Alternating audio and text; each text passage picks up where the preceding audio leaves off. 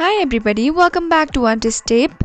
In today's video, I'll be guiding you on how you can end subscription on Tinder. So to get started, go ahead and open up Tinder application.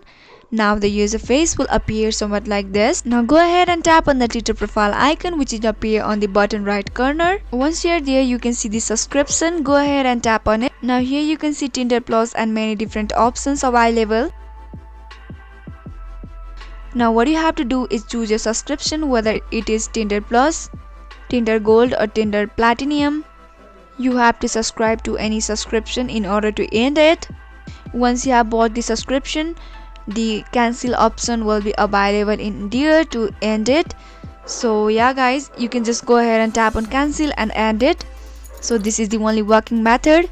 If you found the video to be helpful and informative, go ahead and subscribe to our channel and also press the notification bell for more updates.